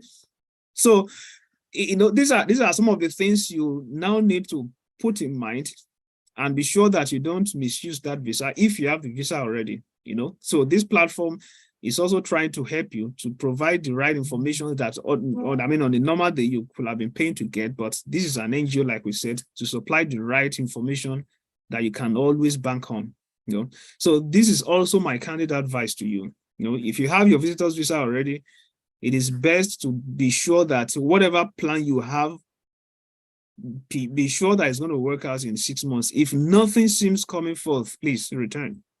It's always the best to return. Don't plan to exceed the stay. It's going to be a major barrier. And one of the things a lot of people don't also know, let me mention this. I know Wisdom will be aware of this. Let me mention this. A lot of people also don't know this. That's why they do some things without knowing. All right? Some of these embassies, they share information with each other. Yeah, they share information with each other. Database. Now, let me give you an instance. Someone applies to the UK, for instance, and the person gets denied. Now, UK Immigration Office shares the data of that person, the record of that person, with other embassies. They operate on bilateral agreements. It's not every country, but countries have bilateral agreements that they exchange data. All right. So let's assume the UK government has a bilateral agreement on exchange of data with United States government, with Canadian government, with maybe Greek government, with some other governments like that. So what happens is everybody that applied for visa to the UK, definitely there's a central system where the information is that other countries' embassies can easily look up your information online and see that you have applied to the UK before and you were denied. This was the reason. Now you're applying to the US, and in filling your form, they asked you, have you ever been denied a visa before? And you said no. But right in front of the consular is looking at your data that you've applied to the UK and you were denied. But here you're feeling no. If you were to be the consular officer, what would be your answer? It's a no, it's a denial. It's an automatic denial. But many people don't know these things. All right? Many people don't know.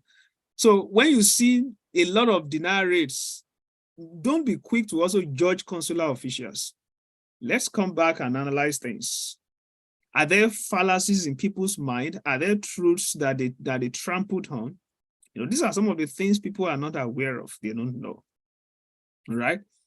So I just needed to also, ship that in. It's also going to help someone out there.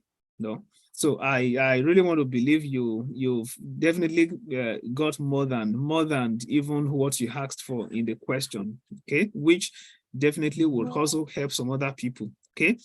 So want to believe that answers your question, Michael.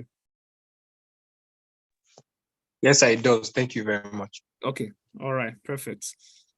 Okay, so do we have any other question? Does anybody have any other question?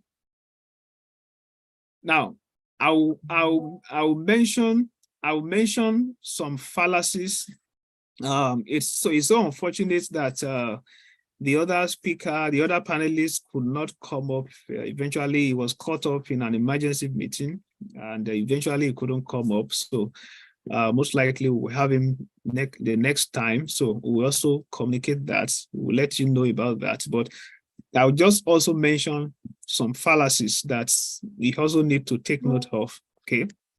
So there is this idea, especially for people that are coming to study abroad, there's this fallacy in people's mind that, look, since I'm able to make it within the framework of the educational sector in Nigeria, I mean in Africa at large, there are a whole lot to talk about the African educational system, which is not encouraging. Of course, everybody here definitely would have one or two things to say, especially for those who have been exposed to some other systems out of their country. You know that definitely there's a lot of gap back in Africa.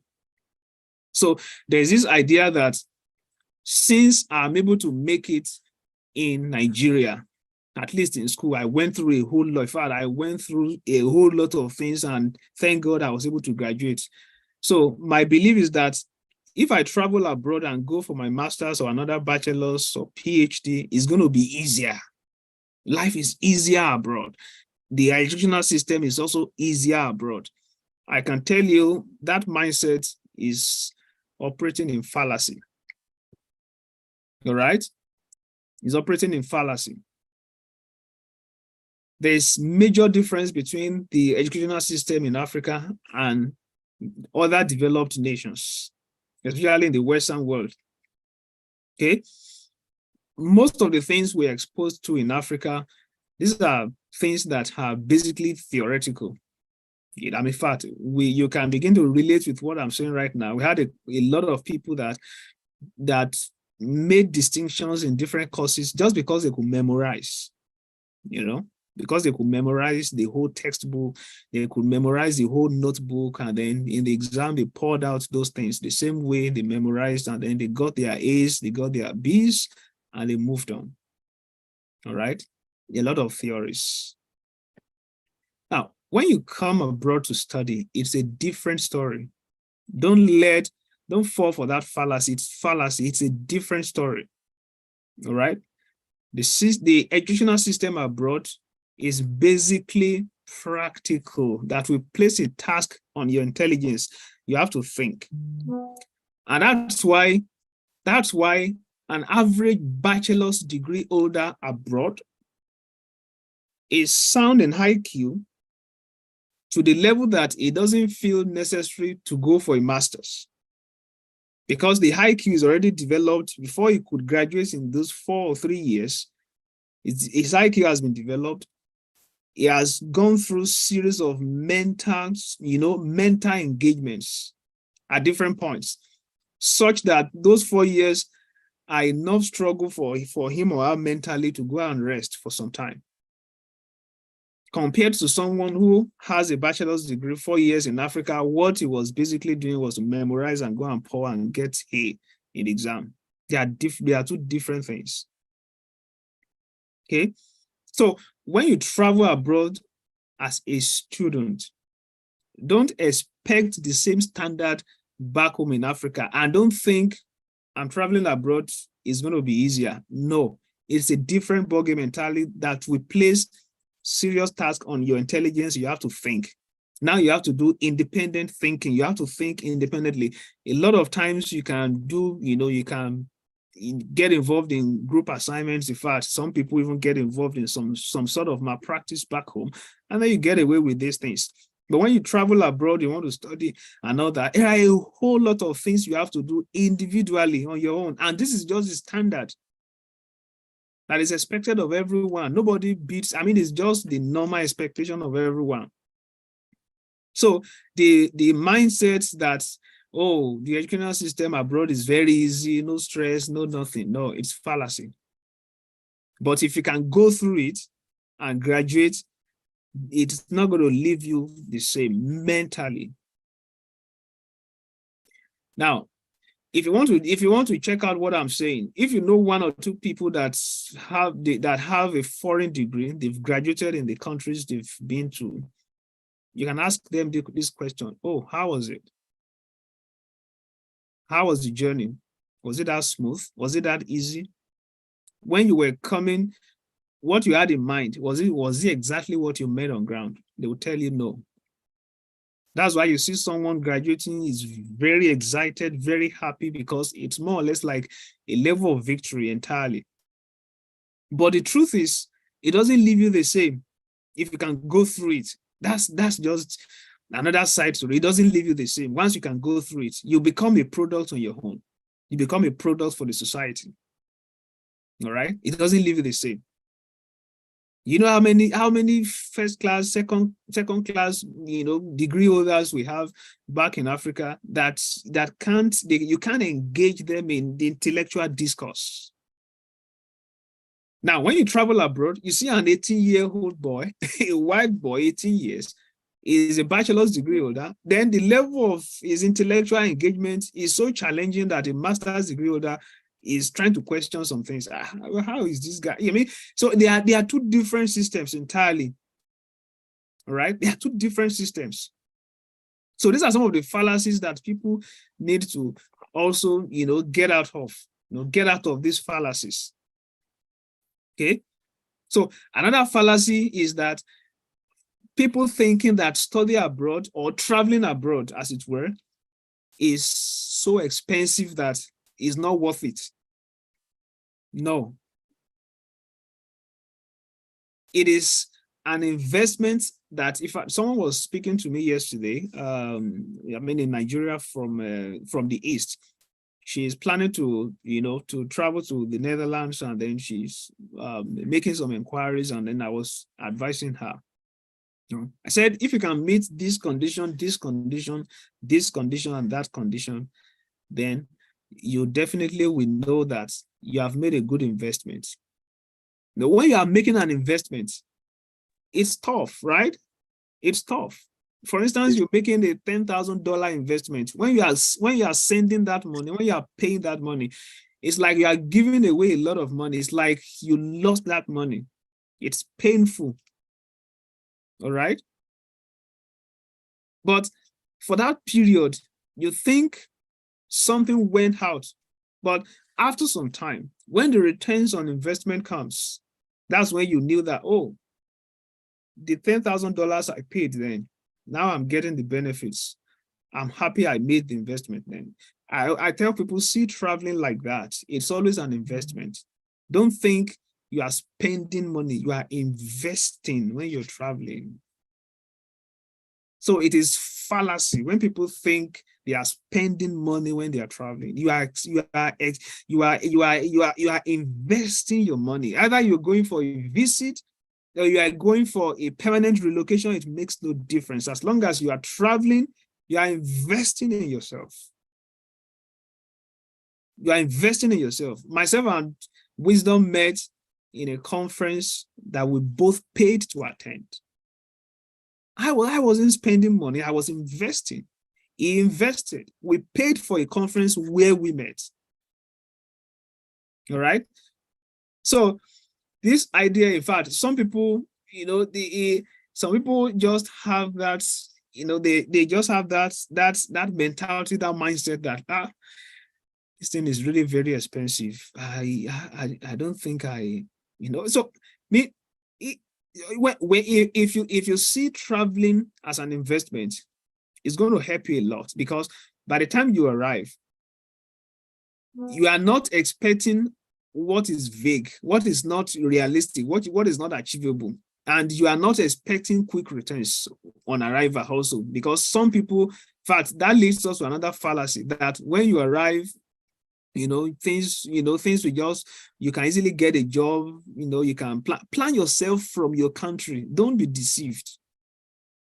Plan yourself. I tell people, plan what you are going to need for at least 6 months to 1 year when you're traveling. Plan yourself. Don't always think that, oh, let me just look for money to travel.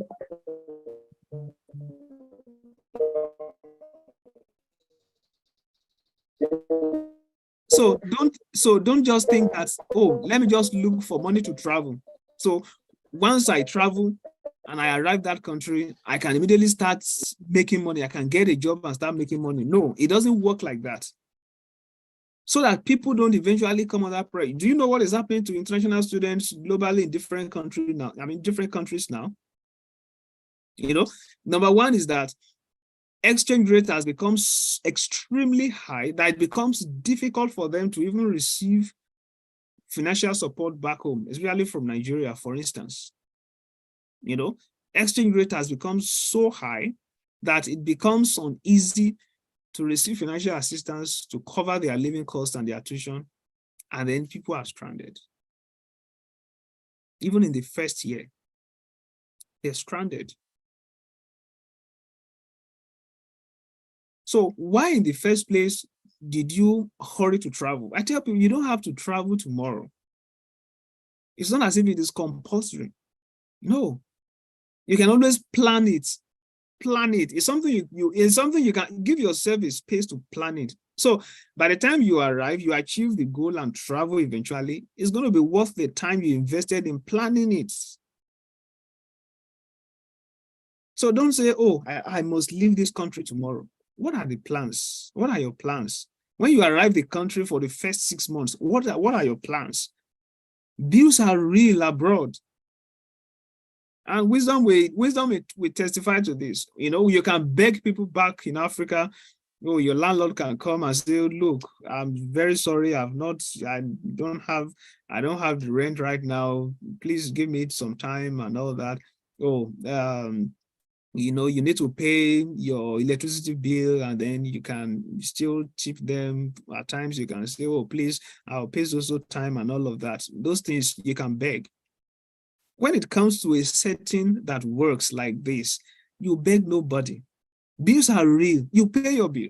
If you don't pay your bill, you lose the service. And there's no emotion. There are no strings attached. There's no emotion. That's how it works. All right. So you don't want to come into a setting that you box yourself to a corner and you are under serious pressure. So plan yourself. So if you're planning to travel, plan yourself. Don't fall for that fallacy that, oh, when I arrive, everything is going to be fine. These people are, but some people even have the mindset that, once you land, people will respond. You can easily get connections and all that. Who do you know that will connect you like that so easily? Because people have different things in their mind about traveling. So it's important to decongest the mind from some of these fallacies so that you can be free to take the right decision that definitely would be, it will be worth the investment at the end of the day, you know, so you won't have yourself to blame. Traveling is good. Traveling is fine. Traveling is an investment. It's rewarding. It's highly rewarding. I can tell you that. For whatever reason you're traveling for visit, you'll get it back. All right. When you invest in traveling, you are developing yourself. You are investing in yourself. You get the exposure you get is part of it. The connections and linkages you get is part of it. Though the connections and contacts wisdom has made even in class is not something he could have bought with money. But the whole money embedded in him moving to Canada got him those things, and he's still counting, right? So these are some of the fallacies that people need to really be aware of and be sure that you don't fall for this. These fallacies have actually made a lot of people, it has rendered different lives shattered at different levels. People are in the hiding place.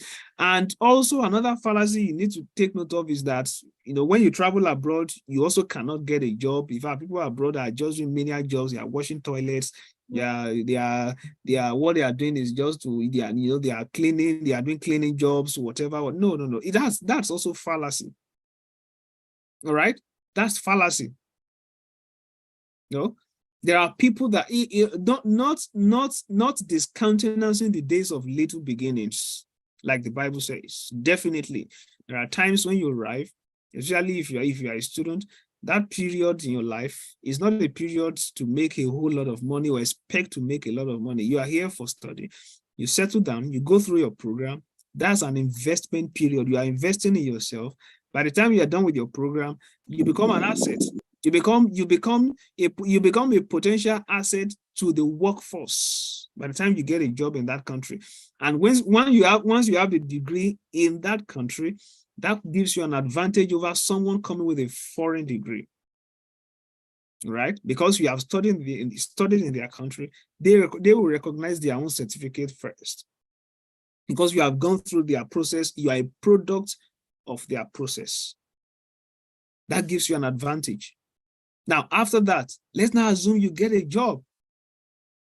And then you are earning £4,000, 4,000 euros, $4,000 in a month, for instance. So there are a whole lot, I can tell you there are a lot of opportunities out there, a lot of opportunities. So the fan people, some of the people supplying this information to, when you get on social media, you see a whole lot of stuff. People will tell you what they want to say from their own personal experience. All right. So if someone is telling you life is difficult abroad and then you believe it, that's fallacy. It doesn't apply to everyone. It's contextual. All right. It's contextual. There are a whole lot of things you need to think about before you come to a conclusion. These things are contextual. All right.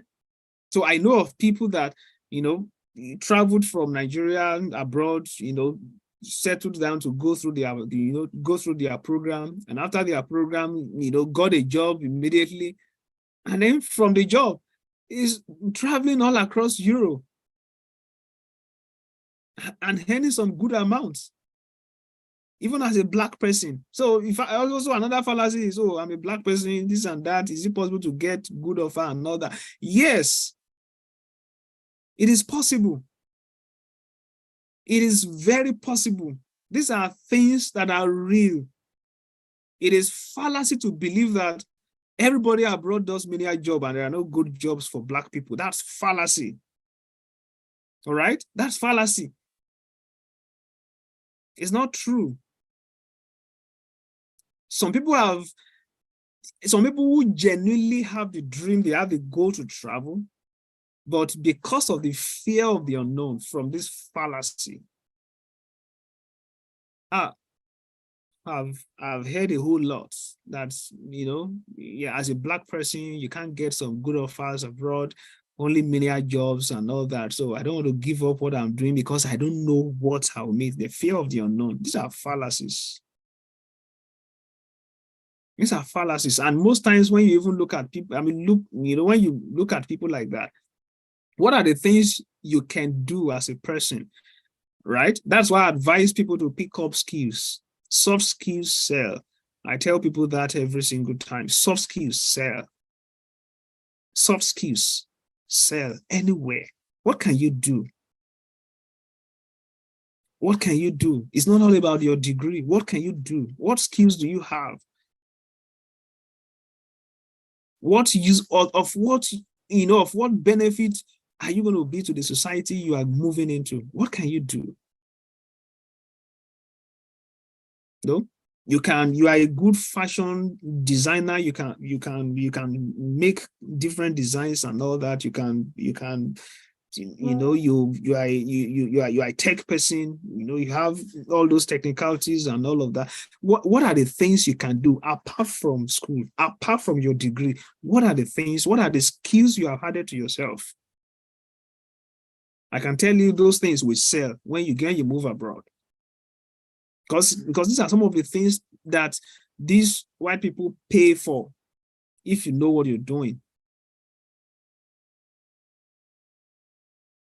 In fact, I've seen a couple of people, back in Nigeria and some other African countries, and I say this particular thing you know to do, this is going to fetch you a whole lot of opportunities if you move abroad.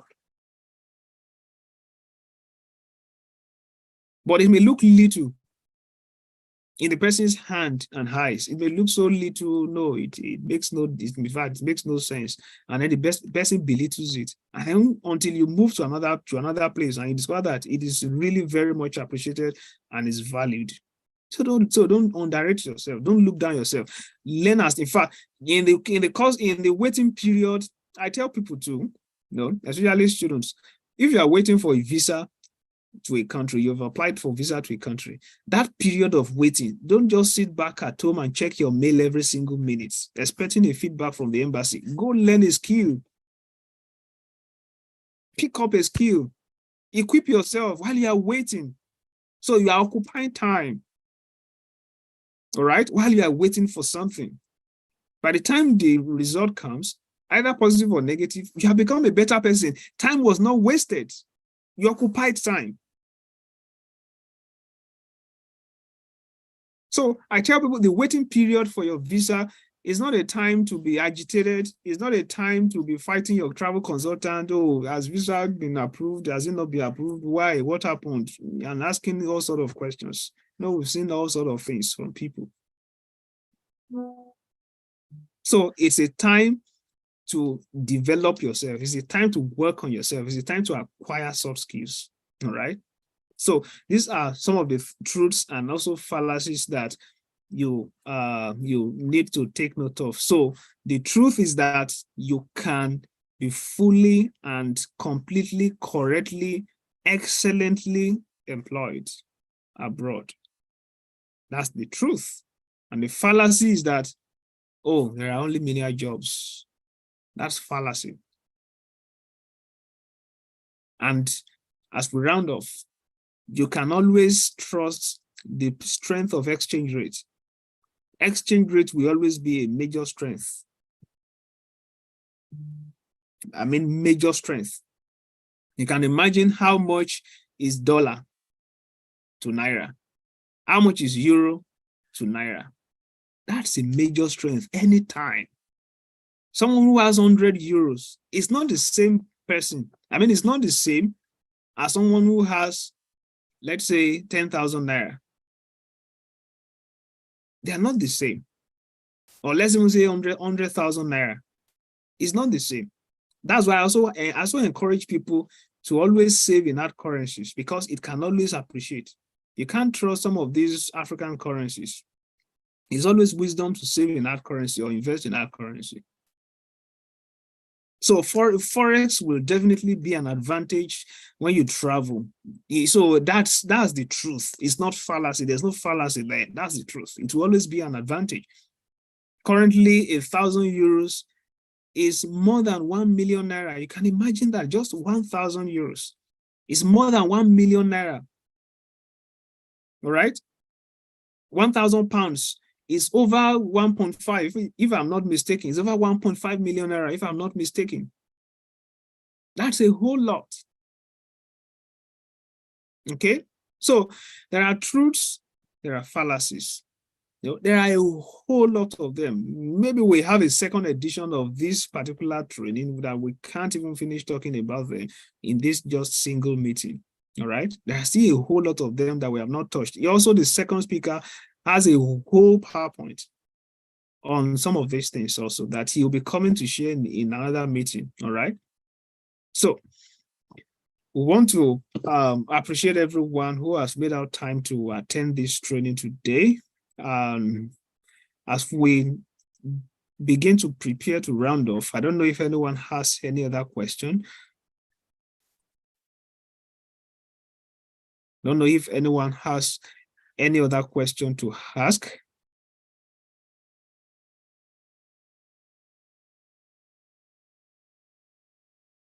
Okay.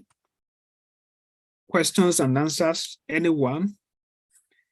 Okay, so if there are no questions and answers, thank you very much, Wisdom, once again for that. Thank you very much. That was an excellent piece. That was an excellent presentation. Thank you very much. A whole lot of eye-opening tips that you shared with us. Thank you very much. Okay, so in case you have questions that peradventure would come up later on, or you have testimonials, we have people that have benefited from this community already, that we have, different people sharing with us at different times. So you can always send them to us via mail. You can send your questions, you can send your queries, you can send your testimonials to us via mail, bankofopportunities@gmail.com. You can always do that, and then we'll respond to you.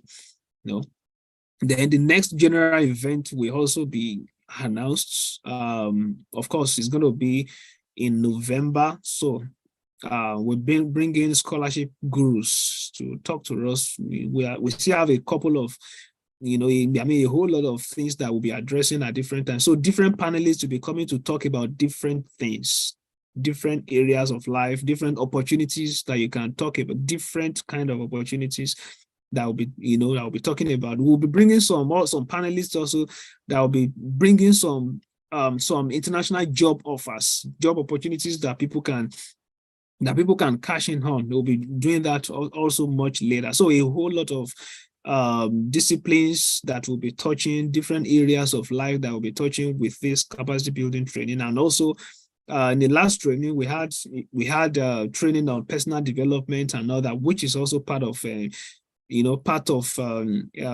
personal development. Okay, and we have a project ongoing for that already. So maybe in case you want to join, you can always click on the next link after now. And there was a book challenge that we had in that project that is still ongoing from last week. So we want to put that challenge also to you. In case you are interested in developing yourself personally, we want to challenge you to pick a copy of this book for yourself and study it.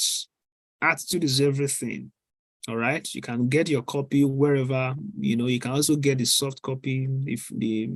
It's also free on the internet. You can always get it and study. All right, part of the ways in which you can build capacity is reading books, good quality books. I can tell you this book, I have read this book personally and I'm reading it again, and I know what I encountered in this particular book. I'm not selling any book. We are not selling any book to anybody. We are only bringing information and opportunities that will transform people's life, that will add to people. That's basically what we're doing. So you can get a copy for yourself and study this book. All right. So we have it as a challenge in the personal development project we are doing already. So it's been recommended for those on that project. We are reading it. We're going to be having some reviews in our next meetings after that. Okay. So just an addition for those who care. Okay. So you can also connect with us on any of our platforms through this link.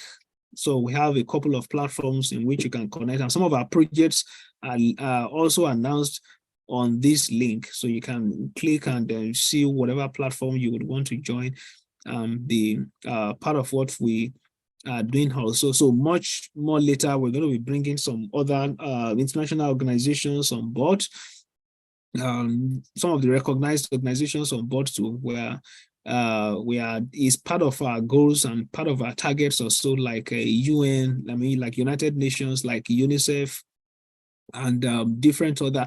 And also we are looking at some other opportunities for maybe for some kind of internships, some job offers, some conferences that people can attend on some of these international organizations and all that. So we're going to be bringing that to you in the course of time as they unfold. Okay, so thank you very much for your attendance. Thank you very much for being part of this training today.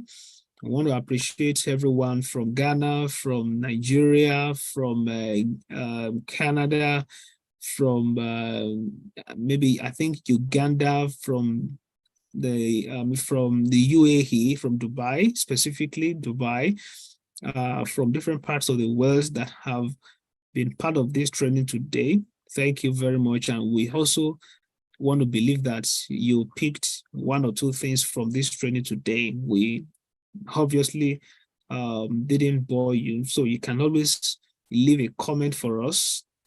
You can always leave a comment for us to also let us know how you feel about the training. Peradventure, you want to share your experience with us, some of the things you have learned with us, and some of the things that you also hope to learn in the future. You can always share that with us on any of our platforms. Okay. Once again, thank you very much.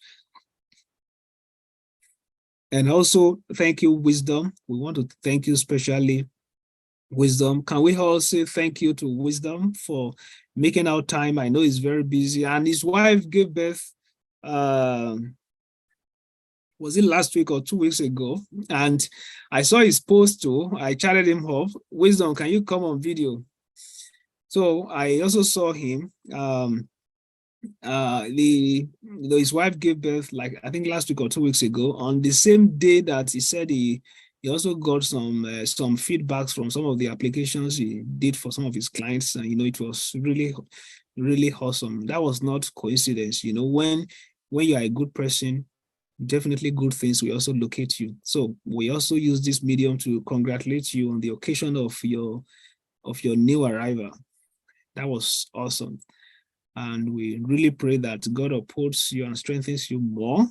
Thank you for making out time to be part of this training today. Thank you very much. So, okay, so people are already thanking you, Wisdom, in the chat board. Thank you very much for making out time. Yeah, congratulations. Yeah, congratulations to you, Wisdom. Yeah, congratulations. Congratulations. Yeah, thank you very much for that.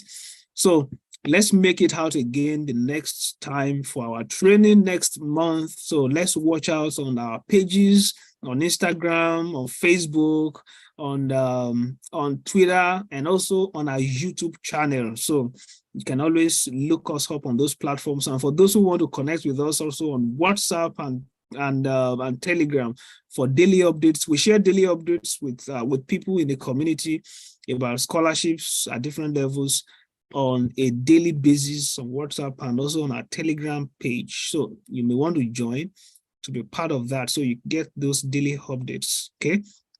Thank you very much. And do well to also look up our YouTube channel, subscribe, and share this recording with other people. It's going to also be of profit to other persons. It will be available on our YouTube channel, so you can always watch and share with other people. And do well to also subscribe and turn on the notifications bell so you always get an alert each time we upload the contents on that page. Thank you very much. Thank you very much, and do have a great night rest or a great day from wherever you're connecting from. Thank you.